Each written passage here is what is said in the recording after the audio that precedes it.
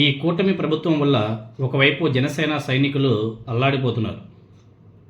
Telugu Desam party నాయకులే జన సైనికుల మీద కేసులు పెట్టి జైల్లో పెట్టిస్తున్నారు, ఇబ్బందులకు గురి చేస్తున్నారు. అదేవిధంగా తెలుగుదేశం పార్టీ నాయకులే బీజేపీ నాయకుల మీద కేసులు పెట్టి వాళ్ళని జైలుకు పంపిస్తున్నారు, వాళ్ళని ఇబ్బందులకు గురి చేస్తున్నారు. ఇవన్నీ కూడా కేడర్లో, జనసేన పార్టీ కేడర్లో కానీ అటు బీజేపీ కేడర్లో కానీ ఒక విధమైనటువంటి అలజడి అయితే స్టార్ట్ అయిపోయింది. కూటమిలో భాగస్వామ్యం అంటే మన మీదే కేసులు పెట్టి జైలుకి పంపడం ఏంటని చెప్పేసి వాళ్ళందరూ కూడా ప్రశ్నిస్తున్నారు. అదేవిధంగా కూటమి ప్రభుత్వంలో సముచిత స్థానాలు కల్పించకుండా ఉల్టా మా మీదే కేసులు పెట్టి మమ్మల్ని జైలుకి పంపుతారా అని చెప్పేసి ఒకంత ఆవేదన వ్యక్తం చేస్తున్నారు జన సైనికులు, అదేవిధంగా బీజేపీ నాయకులు.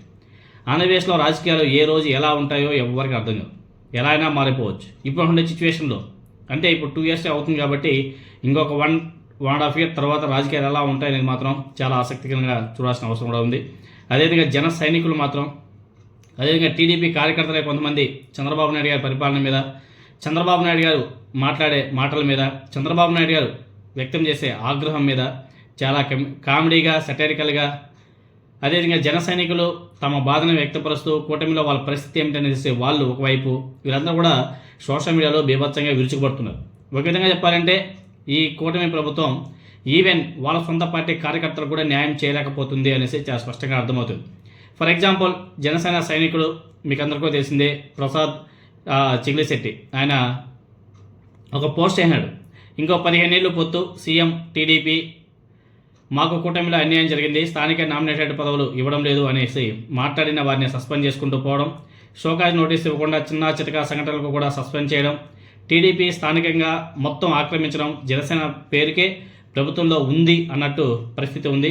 ఈ 3 జనసేన పార్టీ మీద చాలా ప్రభావాన్ని చూపాయి. సీఎం లేకపోయినా కనీసం ప్రభుత్వంలో ప్రాతినిధ్యం కూడా లేకపోవడం, అడిగితే సస్పెండ్, చాలా తీవ్రంగా పార్టీ మీద ప్రభావం చూపాయి. వీటిని ఏ విధంగా సరిచేస్తారో చూడాలి.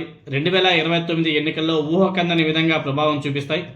టీడీపీ ఎలాగో మునుగుద్ది, అదంతా వాళ్ళే చేసుకున్నారు, రిటర్న్ గిఫ్ట్ తీసుకుంటారు, మనం మునిగిపోతామేమో అనే ఆందోళన పార్టీని నమ్ముకునే నికార్సైన జన సైనికులు నాయకుల్లో ఉంది అనేసి ఒక జన సైనికుడు ఆవేదనతో వ్యక్తం చేశారు. అదేవిధంగా ఇంకా నారా చంద్రబాబు నాయుడు గారి గురించి సొంత పార్టీ కార్యకర్తలే ట్రోలింగ్ చేస్తున్నారు. ఎందుకంటే నారా చంద్రబాబు నాయుడు గారు ప్రతి ఇన్సిడెంట్ మీద ఆగ్రహం వ్యక్తం చేశాం, సీరియస్ అయ్యాం అని చెప్పేసి మాట్లాడుతుంటారు కదా. మొన్న కూడా ఏలూరు తెలుగుదేశం పార్టీ ఎంపీ అడ్డంగా దొరికిపోయిన తర్వాత కూడా మాదక ద్రవ్యాలు తీసుకుంటూ అడ్డంగా దొరికిపోయి పాజిటివ్ వచ్చినా కానీ ఆయన అరెస్ట్ చేయకుండా స్టేషన్ బెయిల్ మీద బయటకు వచ్చి ఆయన నిన్న పార్లమెంట్ సమావేశాలకు ఏదైతే హాజరయ్యాడో దాని మీద కూడా సెటరికల్గా తెలుగుదేశం పార్టీ కార్యకర్తలే పోస్టులు చేసుకుంటున్నారు. ఎందుకంటే చంద్రబాబు నాయుడు గారి ఆగ్రహం, చంద్రబాబు నాయుడు గారి సీరియస్ ఇలాంటివి ఈ 2 సంవత్సరాల కాలంలోనే 500 సార్లు మాట్లాడంట, కానీ యాక్షన్ మాత్రం 0 అంట. దానికి సంబంధించి కూడా ఒక అతను తెలుగుదేశం పార్టీ కార్యకర్త, నికార్సైన కార్యకర్త చేసినట్టు పోస్టు. ఈ రౌండ్లో చంద్రబాబు నాయుడు గారు అధికారంలోకి వచ్చే దాదాపు 650 రోజులు అయింది. ఈ మధ్యకాలంలో అభివృద్ధి ఎంత జరిగిందో తెలియదు, కానీ చంద్రబాబు గారి సీరియస్ అనే వార్త మాత్రం కనీసం 500 సార్లు చూస్తుంటాం. పని కంటే సీరియస్ అన్న పదమే ఎక్కువగా పనిచేస్తుంది. సీరియస్గా చెప్పాలంటే మీరు సీరియస్గా పనిచేస్తున్నట్టు కాదు బాబు గారు, సీరియస్గా నటిస్తున్నారు.